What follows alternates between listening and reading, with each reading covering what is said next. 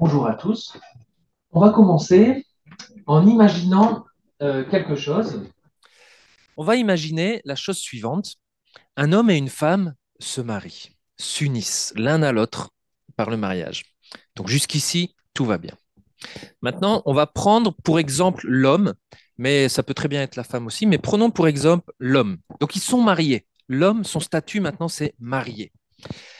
Mais l'homme ne perd jamais une occasion pour sortir avec ses amis, sans en parler à sa femme et sans même lui proposer de venir avec. Il fait même régulièrement des soirées chez lui sans avertir sa femme, alors que sa femme est peut-être fatiguée. Il dépense l'argent du foyer sans jamais en discuter avec sa jeune épouse. Il s'achète des trucs pour lui, pour se faire plaisir à lui, sans parler, sans penser aux intérêts de sa femme et puis sans lui faire plaisir à elle aussi. Il s'organise des week-ends seul ou avec ses potes, sans sa femme. Et lorsqu'il prépare à manger, il fait juste sa portion à lui, pour lui. Et puis éventuellement, s'il fait deux portions, bah, il laisse sa femme se servir toute seule. Et puis si une fille lui plaît, autre que sa femme, eh ben, il ne va pas hésiter à rentrer dans le jeu du flirt. Et puis voilà. Alors dites-moi, qu'est-ce qui ne va pas dans ce mariage? Tout d'accord. Mais à la base, D'amour pour sa femme. comment? Il n'y a pas d'union, ouais. Il n'y a pas d'amour. En fait, comment il vit sa vie de jeune marié, le gars? Comme célibataire. Voilà. Son statut, ce qui ne va pas dans ce mariage, c'est que son statut, le gars, il est marié, mais il n'agit pas du tout comme s'il était marié. Sa vie, ses agissements, son mode de vie ne correspondent pas du tout à son nouveau statut d'homme marié. Et on débute en ce début d'année, en commun avec l'Église de Trévoux, une nouvelle série de prédications donc, sur la lettre de Paul aux Corinthiens. Et certains membres de l'Église de Corinthe au 1er siècle avaient le même problème en fait que ce jeune homme. Ils étaient unis à Christ, on va dire mariés à Christ, unis à Christ, mais leur vie, leur agissement, leur éthique contredisaient parfois grandement leur profession de foi en fait. En fait, leur agissement était influencé par leur vie passée, d'accord, mais aussi par leur environnement, le paganisme ambiant, tous les dieux qui avaient aussi autour d'eux, l'attachement aux biens de ce monde, etc., qu'on trouvait à Corinthe au 1er siècle. Et en fait, ils ne vivaient pas encore les implications de leur foi chrétienne, de leur nouveau statut de unis à Christ. Et donc, pour avoir un peu plus de détails, je vous invite à prendre, on a imprimé quelques livrets là sur l'essentiel de 1 Corinthiens, vous pourrez les prendre ou vous pourrez les télécharger dans l'info hebdo. Vous aurez un peu le contexte dans lequel évoluaient ces premiers chrétiens de l'église de Corinthe. Et alors, je vous en donne brièvement quelques exemples. Donc, on est au milieu de cette église locale au 1er siècle. C'est ce qu'on appelle l'église primitive, qu'on idéalise parfois. Mais au milieu de cette église, on trouve des chrétiens orgueilleux, des chrétiens qui recherchent à s'attacher à des prédicateurs stars qui parlent bien, des chrétiens qui se croient meilleurs que les autres, au point d'en dénigrer d'autres, au point de se porter de faire des conflits, des litiges ensemble et de se mener devant les tribunaux, au point de se croire plus spirituels que d'autres. Au milieu de cette église, on avait des chrétiens aussi immoraux sexuellement, etc.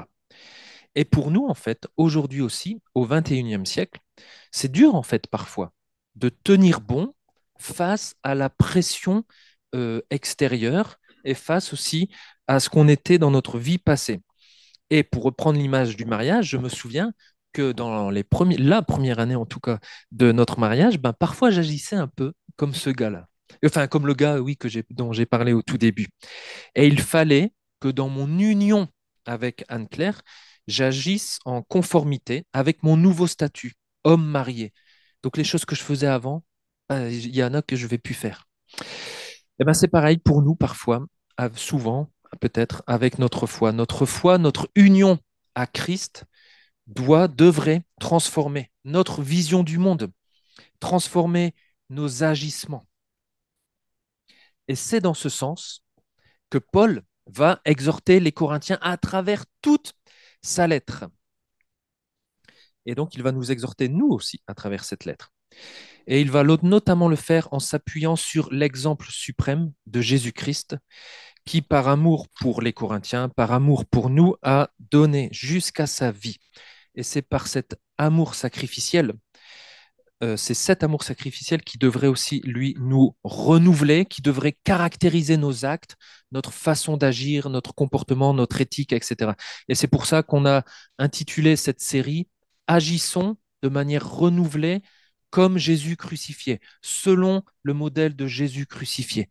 Toute notre manière d'agir doit être basée sur le fait que Jésus lui-même a eu un amour sacrificiel. Donc c'est ce qui va être développé à travers toute cette lettre de 1 Corinthiens.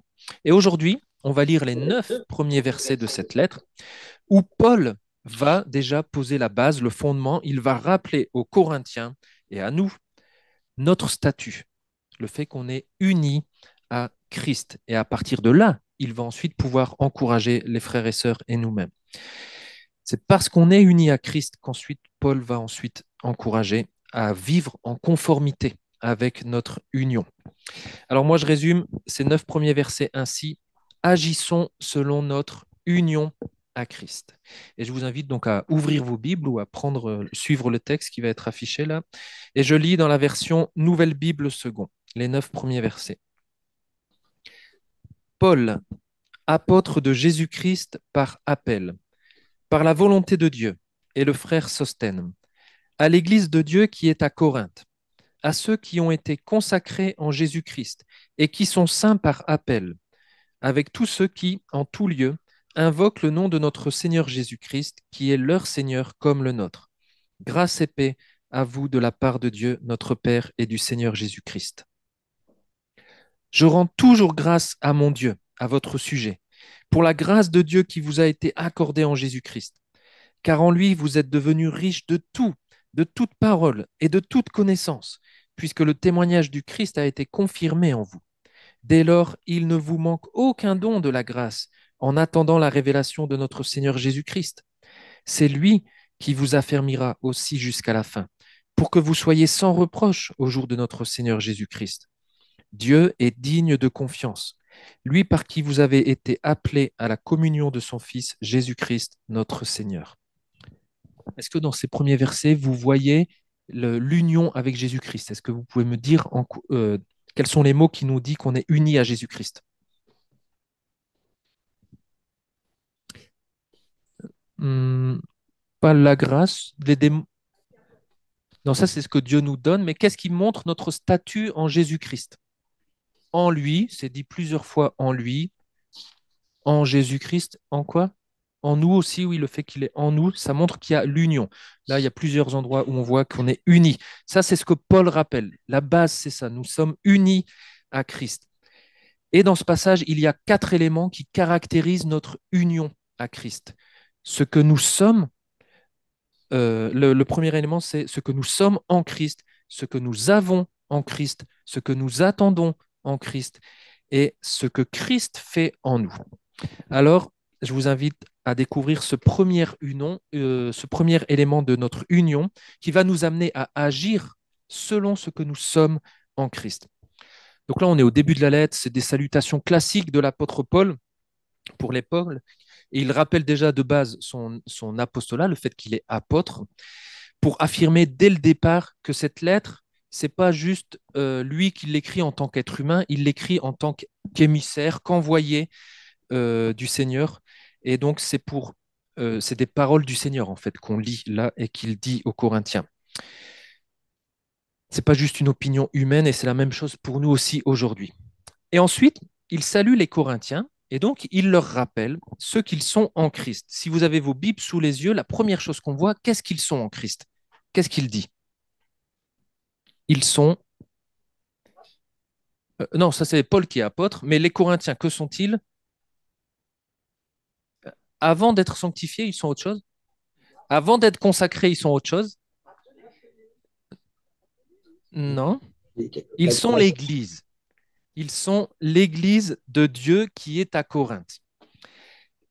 Et il dit ça, Paul, parce que dans l'église de Dieu qui était à Corinthe, il y avait des rivalités, de la concurrence parmi les chrétiens de Corinthe. Des groupes qui se formaient autour de Paul, d'Apollos, de Christ même. Et chacun était sans doute fier de son groupe en disant, bah non, c'est moi le groupe de Paul, on est les meilleurs. Moi, c'est moi le groupe d'Apollos, on est les meilleurs, etc. Et il y avait de la concurrence. Les riches mettaient aussi à l'écart les pauvres. Ils ne voulaient pas manger à la même table, etc. Alors Paul rappelle tout de suite ce qu'ils sont en Christ, la base sur laquelle ils vont devoir agir. Ils sont l'Église de Dieu et non pas de Paul, non pas d'Apollos, non pas de J.D., non pas de Jérémie avec qui on va faire les prédications, etc. Ils sont l'Église de Dieu. Donc il écrit à toute l'Église, pas juste aux responsables, pas juste aux responsables de petits groupes, etc. Il écrit à toute l'Église. Parce que tout comme l'homme et la femme qu'on a pris dans notre exemple de mariage ne font qu'un et s'appartiennent l'un à l'autre, eh ben l'Église est une et elle appartient à Dieu.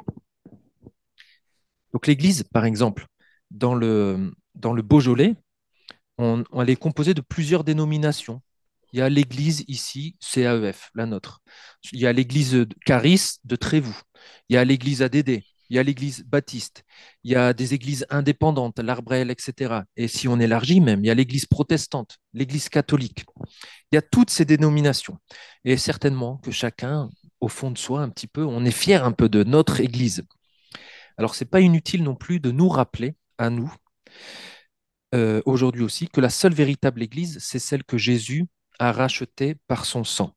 L'Église, elle est une et elle dépasse la conception locale qu'on peut en avoir. C'est plus que juste mon petit groupe dans lequel je me sens bien. L'Église est une, donc en termes d'implication, ça a des implications, ça va avoir des implications pour les Corinthiens.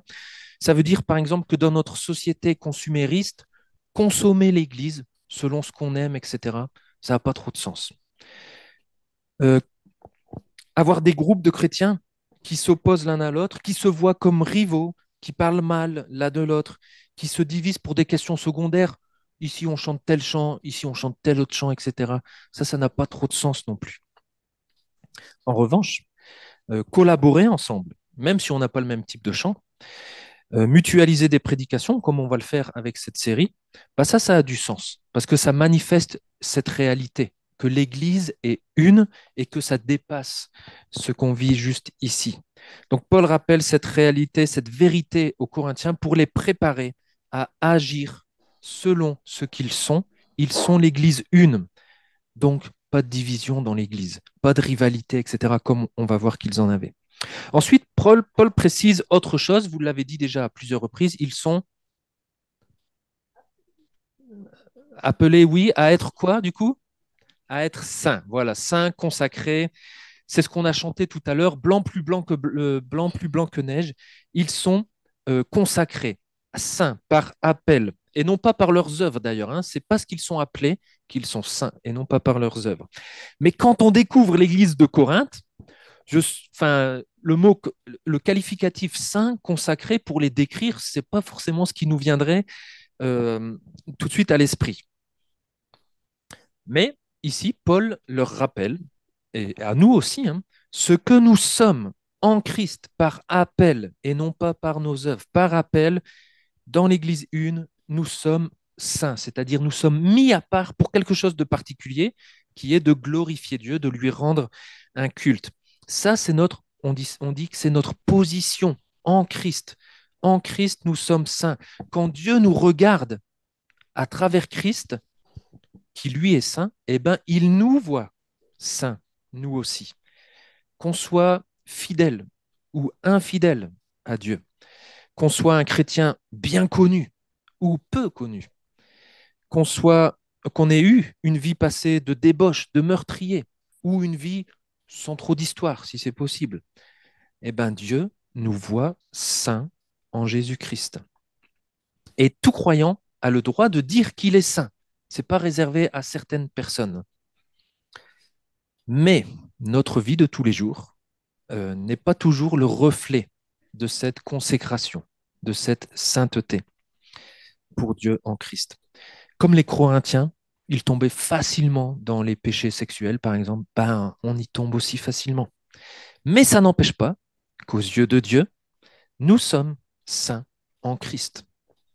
Et Paul rappelle cette vérité aussi aux Corinthiens pour les préparer plus tard à ce qu'il va dire, pour les préparer à agir en réponse à l'appel qui est le leur et le nôtre.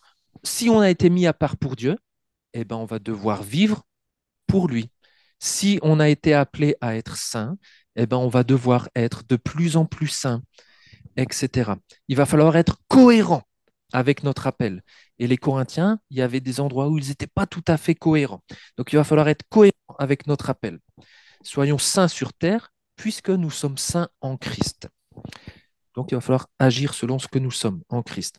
Et le dernier élément que je vais relever, que Paul rappelle aux Corinthiens, en Christ, ils sont aussi, alors c'est pas écrit directement comme ça, mais Christ est présenté comme leur Seigneur et le nôtre. Donc par conséquent, si Christ est notre Seigneur, nous, nous sommes quoi?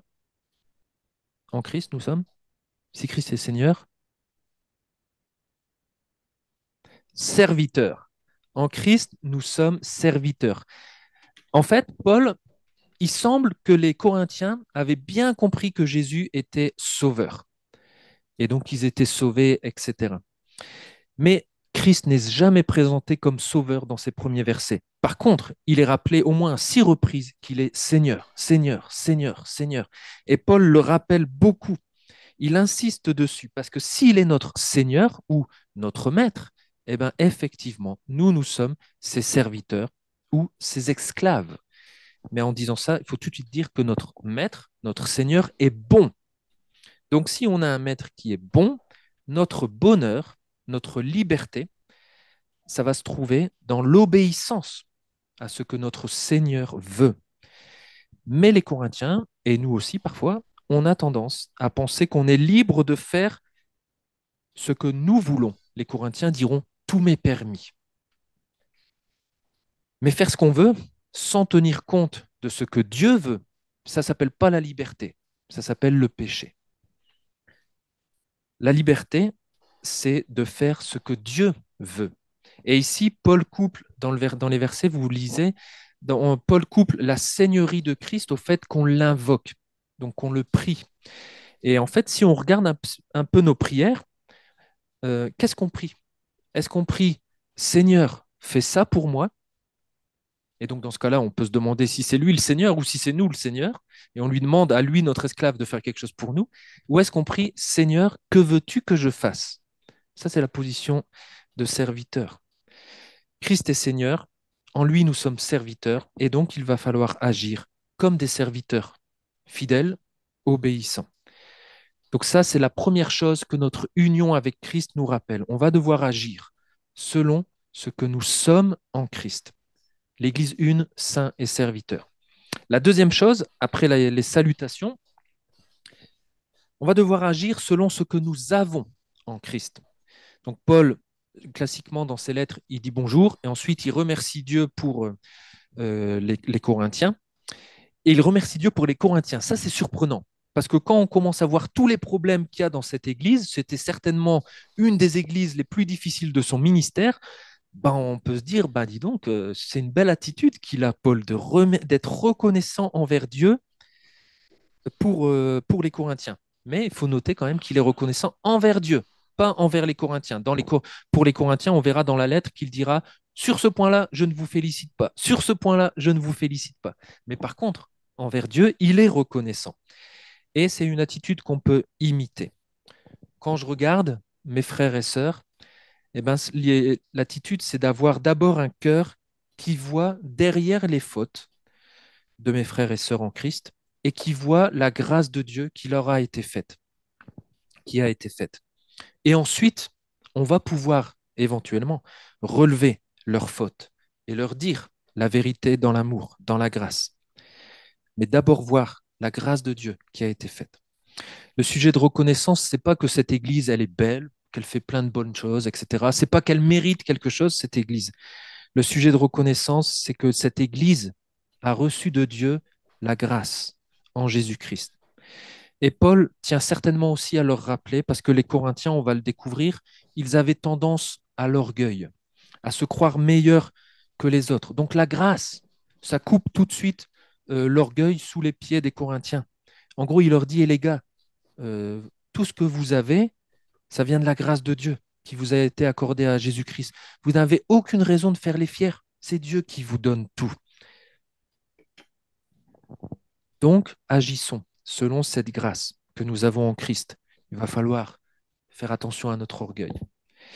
Et de cette grâce, de cette union avec Jésus, découle plein de choses. Enfin, même on peut juste résumer comme Paul le fait. De cette grâce découle tout. Il dit, vous êtes riches de tout. Donc, on peut dire, on a tout en Christ, absolument tout. Parce qu'on est marié, uni à Christ, on a reçu tout ce qui est nécessaire pour la vie chrétienne. On a reçu tout ce qui est nécessaire pour vivre l'Église. Et on n'a aucun mérite, encore une fois, c'est Dieu qui nous donne tout. Donc, par exemple, les Juifs pensaient à cette époque, encore aujourd'hui peut-être, devoir suivre des règles particulières et strictes pour plaire à Dieu. Et ils en étaient fiers. Mais en Christ, nous avons tout. À l'époque des Corinthiens, on va découvrir qu'il y avait des religions mystiques où il fallait découvrir des mystères, faire des expériences spirituelles pour être proche de la divinité. Mais Paul dira, on n'a pas besoin de tout ça. On a déjà tout en Christ. Et pour nous, encore aujourd'hui, c'est pareil. Alors, c'est très facile de dire nous avons tout en Christ. Vous pouvez tous le dire, on a tout en Christ. Par contre, après, à vivre, ça c'est un peu plus dur. Parce que comme les Corinthiens, ils vont nous le prouver, hein, en théorie, on sait qu'on a tout en Christ. Mais en pratique, on peut vite commencer à compter sur autre chose que Christ pour notre vie chrétienne ou pour notre vie d'église. On peut commencer à compter sur nos stratégies, sur notre capacité d'anticipation ou sur notre art oratoire. Et les Corinthiens, d'ailleurs, comptaient beaucoup, pas mal, apparemment, sur l'art oratoire. Et c'est pour ça que Paul, ici, fait ressortir particulièrement qu'ils sont riches de toute parole. Parce que les Grecs, et les Corinthiens aussi à l'époque, hein, pensaient donc que l'art de la parole, de la rhétorique, c'était essentiel et qu'il fallait que le gars qui parle, eh ben, il parle bien. S'il parlait pas bien, c'était pas un bon, on ne l'écoutait pas. Et franchement, moi, je me demande aussi si les chrétiens du 21e siècle ne sont pas un peu comme les Corinthiens à ce sujet. On veut des prédicateurs qui soient des bons communicants, qui nous sortent des belles punchlines qu'on pourra ensuite prendre et puis partager sur les réseaux sociaux, etc. Mais la vérité, c'est que nous avons tout en Christ. Christ est la parole. On n'est peut-être pas tous éloquents. On n'a peut-être pas tous un vocabulaire impressionnant ou une présence charismatique, etc. Mais en Christ, nous avons tous la parole, puisque Christ est la parole, il est la parole de vérité, la parole de la vérité divine. Et en plus, comme Paul le dit aussi aux Corinthiens, les Corinthiens et nous, on a aussi toute la connaissance. Dieu nous a donné une révélation suffisante pour qu'on puisse être à lui. Et on l'a compris suffisamment pour qu'on puisse être en lui. Donc, ce qu'on a déjà reçu comme connaissance pour être en lui, eh ben, on peut déjà le partager à quelqu'un d'autre. On n'a pas besoin de plus. On peut déjà commencer avec ce qu'on a. Et en plus, Dieu nous a donné l'esprit pour qu'on puisse interpréter et toujours mieux comprendre la parole. Donc, petit à petit, on va toujours connaître plus et puis partager plus aussi. Du coup, on a réellement tout en Christ. Mais il reste, une fois qu'on a tout, il reste à chacun quand même d'ouvrir la bouche pour partager cette parole avec ses mots, son style. Il reste à chacun aussi de s'approprier la connaissance de la parole de Dieu. Mais de base, on a tout. Il y a juste à faire ouvrir la bouche et puis à s'approprier la connaissance. Donc, il va falloir agir aussi en conformité avec cette vérité pour vivre pleinement notre vie chrétienne. Alors là, on peut se poser quelques questions. Dans notre vie, est-ce qu'on pense qu'il nous manque quelque chose pour notre santé spirituelle, pour notre croissance spirituelle ou pour notre reproduction spirituelle pour faire des disciples, etc. Est-ce qu'on pense qu'on doit découvrir quelque chose de nouveau qui va révolutionner notre vie chrétienne? Est-ce qu'on pense qu'on a besoin d'une bénédiction spirituelle en plus, d'une capacité spirituelle en plus? Là, Paul dit en Christ, il ne nous manque rien, il ne vous manque rien aux Corinthiens, il leur dit, il ne nous manque aucun don de la grâce. On est parfaitement équipé pour vivre et agir selon notre union à Christ. On est parfaitement équipé pour vivre l'Église. On a tout. En fait, un commentateur disait, le manquement n'est jamais chez Dieu. Si on croit qu'il y a un manquement, c'est qu'il est chez nous. Le manquement n'est jamais chez Dieu. Il est toujours chez nous. Notre problème, comme les Corinthiens, c'est peut-être que comme eux, parfois, on comprend mal ce qu'on a, ou on utilise mal ce qu'on a, ou pire, on n'utilise pas ce qu'on a en Christ. Donc, par exemple, on a la grâce de Dieu. Alors, on comprend mal et on pense que tout nous est permis, comme les Corinthiens. Et on pêche en se disant, de toute façon, Dieu pardonnera. Ou pour reprendre l'illustration du mariage que j'avais pris au début, j'ai l'amour de mon épouse. Alors je pense qu'il est possible de temps en temps de commettre un adultère. Elle-même, elle pardonnera. Ou pour les Corinthiens aussi, ils ont la connaissance sur certains sujets et nous, on peut avoir de la connaissance sur certains sujets. Et en fait, cette connaissance les rend orgueilleux au lieu de les appeler, de les rendre amoureux des autres, j'allais dire, au lieu de leur apprendre à aimer les autres. On a tous les dons de la grâce, comme les Corinthiens, mais au lieu de les utiliser pour l'utilité commune, on les utilise pour nous. Alors c'est pour ça que Paul, au chapitre 12, il va rappeler que les dons sont faits pour les autres, pas pour nous. C'est pour édifier. C'est comme si dans le couple, au lieu d'agir en mode en couple, et donc de chercher le bien du couple, eh ben, on faisait comme ce gars au tout début, on agit en mode célibataire et on cherche juste notre propre bien, notre propre intérêt. Parfois, on agit comme ça avec les dons que le Seigneur nous donne. Ou alors, on a les dons de la grâce, mais on n'ose pas les utiliser. Comme si dans le mariage, je sais que mon épouse aimerait que j'agisse de telle manière, mais je ne le fais pas parce qu'en fait, quand j'étais célibataire, j'avais jamais fait ça, donc je ne vais pas le faire maintenant. Bah oui, mais ça a changé.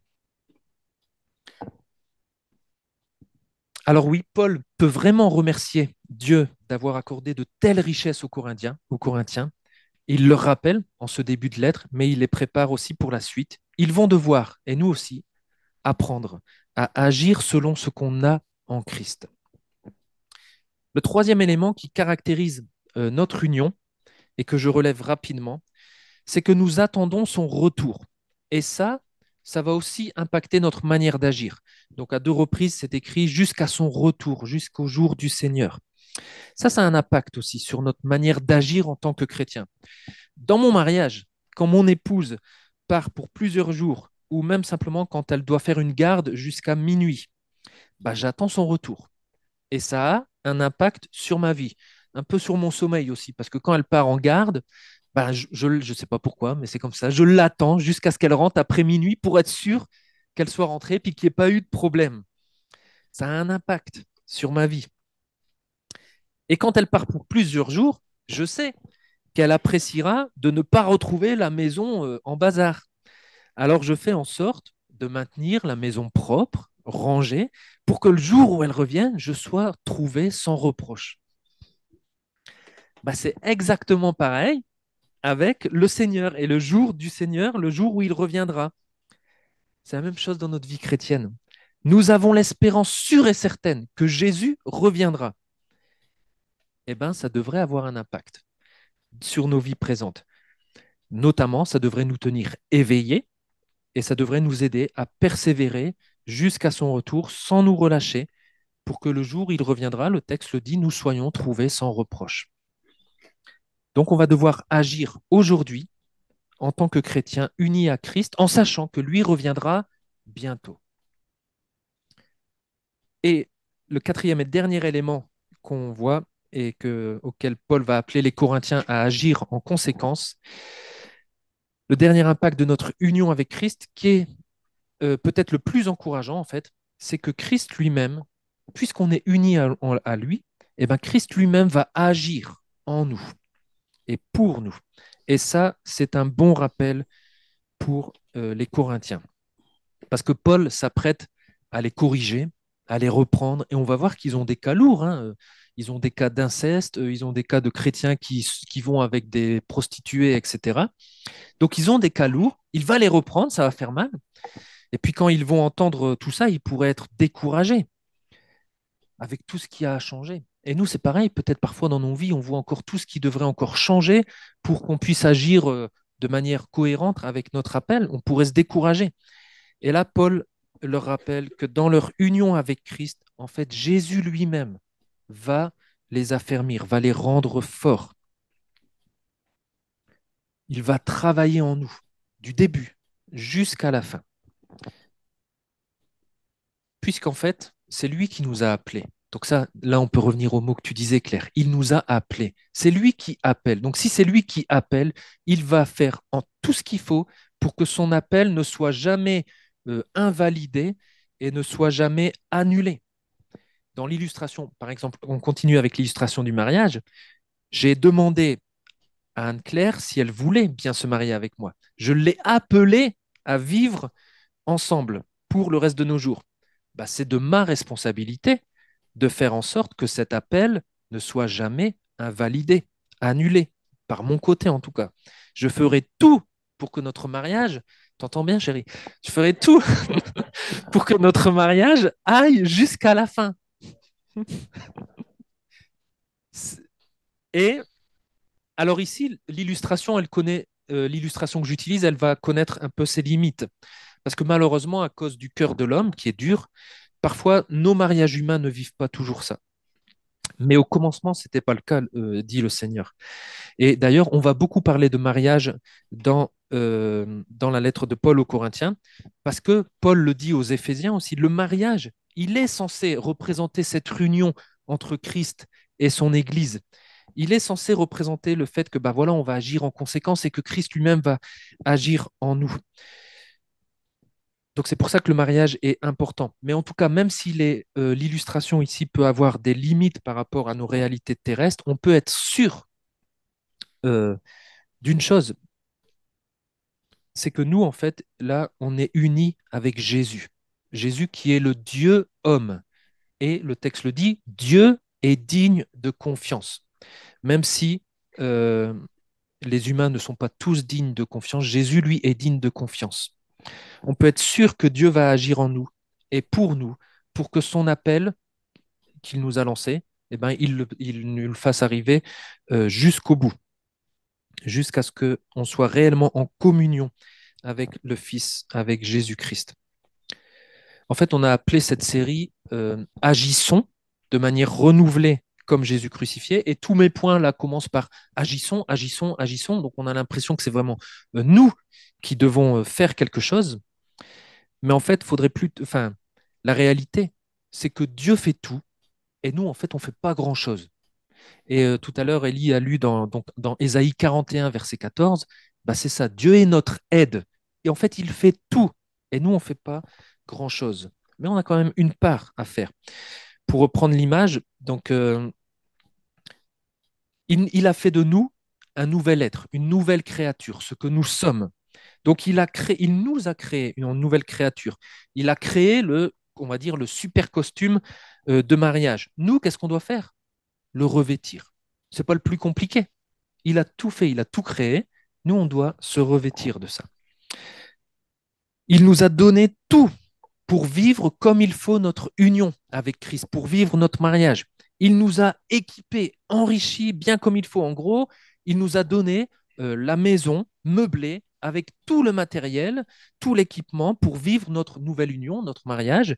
Il a même rempli notre compte en banque céleste avec toutes les bénédictions spirituelles dont nous avons besoin pour vivre notre union. Nous, qu'est-ce qu'on a à faire? On a juste à utiliser tout ça. C'est pas non plus le plus compliqué. Lui, il a tout fait. Et nous, on doit utiliser cela. Dieu fait tout et nous, pas grand-chose. Et ça, c'est rassurant. Même celui ou celle d'entre nous, en fait, qui se croit le plus faible en Christ, le plus chancelant, est gardé. Il est sûr d'être gardé dans les mains de notre Seigneur Jésus-Christ, qui va l'affermir, qui va le rendre fort, qui va le garder jusqu'à ce beau jour où enfin ils, elles, nous serons transformés pour être semblables à Christ. Donc, finalement, on agit en laissant agir Christ en nous.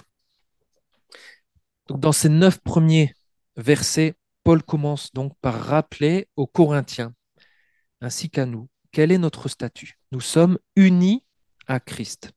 Ça, c'est la base. C'est le fondement de notre vie chrétienne. Il nous dit en gros, hé, regardez qui vous êtes. Regardez ce que vous possédez. Regardez ce que vous attendez. Regardez celui qui agit en vous. Et ce n'est qu'après avoir dit ça qu'au verset 10, qu'on verra la semaine prochaine, il dira, je vous encourage, mes frères, à agir de telle et telle manière. Et puis ça va être toute la suite de la lettre. Mais d'abord, il rappelle tout ce que nous sommes, tout ce que nous avons, tout ce que nous attendons, tout ce que Christ fait en nous. Et ensuite, on sera appelé à refléter ces réalités. Alors, mes frères et sœurs, mes amis qui sont là aussi, ne soyons pas comme dans un mariage où le gars vit comme s'il n'était pas marié. Vivons et agissons selon notre mariage à Christ, selon notre union à Christ. C'est ma prière pour tout ce qu'on va découvrir à travers cette lettre.